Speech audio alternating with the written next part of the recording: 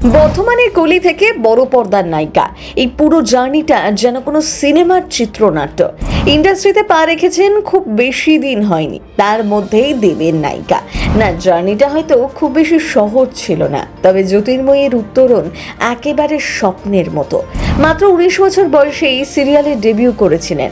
Modelling থেকে অভিনয় জগতে আসা। জানেন কিভাবে ইন্ডাস্ট্রিতে পা রেখেছিলেন জ্যোতির্ময়ী কুণ্ডু?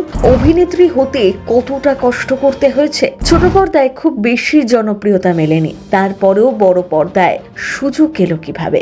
ছিপছিপে গড়ন, উচ্চতাও চোখে পড়ার মতো, উজ্জ্বল চোখ টিকালো না। প্রজাপতি 2-তে দেবের বিপরীতে দেখা যাবে ছোট পর্দার চেনা মুখ জ্যোতির্ময়ী কুণ্ডুকে।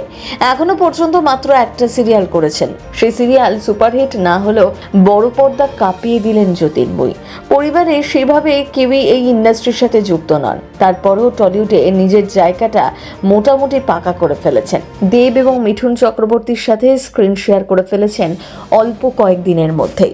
বধুয়া সিরিয়াল দিয়ে জ্যোতির্ময়ের অভিনয় যাত্রা শুরু হয়েছিল, যদিও সেই সিরিয়াল 6 মাসের বেশি চলেনি। তারপরেও কিভাবে দেবের নায়িকা হওয়ার সুযোগ পেলেন জ্যোতির্ময়ী? গ্ল্যামার দুনিয়ায় আসার ভাবনা বরাবরই ছিল জ্যোতির্ময়ীর মধ্যে, কিন্তু কিভাবে সুযোগ পাবেন সেই ধারণা একেবারেই ছিল না। বর্ধমানের মেয়ে জ্যোতির্ময়ীর বয়স তখন সবেমাত্র 19 বছর। প্রথমবার ধারাবাহিকে কাজ করার সুযোগ পান, সে সময় কষ্ট করেছেন অনেক। তবে ছোট পর্দা থেকে বড় পর্দায় জ্যোতির্ময়ের উত্তরণটা স্বপ্নের মতো। বর্ধমানেই বেড়ে ওঠা, অনেক ছোট থেকে মডেলিং জগতের সাথে যুক্ত। তবে বর্ধমান থেকে কলকাতায় যাত্রা যে খুব সহজ ছিল তা নয়। বর্ধমান থেকে কলকাতা ডেইলি প্যাসেঞ্জারি করতেন একটা সময়। তবে এখানে জ্যোতির্ময়ের জন্য ব্লেসিং ছিল বাবা মায়ের সাপোর্ট। তথাকথিত রক্ষণশীল ভাবনা চিন্তায় ঘেরাটোপে কখনো বাঁধেননি জ্যোতির্ময়ীর বাবা মা। সবসময় মেয়ের পাশে থেকেছেন, মেয়ে যেটা চেয়েছেন সেটাই করতে দিয়েছেন। আর সেই কারণেই হয়তো আজ গোটা বাংলার মানুষ চেনেন জ্যোতির্ময়ীকে। গোটা বাংলা জুড়ে জ্যোতির্ময়ের বড় বড় হোর্ডিং পোস্টার আজ বাবা মাকে গর্বিত করে। ধারাবাহিকে সুযোগ আসার পরে পাকাপাকি কলকাতায় থাকা শুরু করেন অভিনেত্রী। বধুয়া ধারাবাহিকে প্রথম তাকে দেখা গিয়েছিল, তারপরেই আসে বড় পর্দায় কাজের সুযোগ। কিন্তু প্রথম সুযোগ পেয়েছিলেন কিভাবে জানেন? জ্যোতির্ময়ী তখন টিনেজ গার্ল, নিজের একটা ছবি ইনস্টাগ্রামের পাতায় পোস্ট করেছিলেন।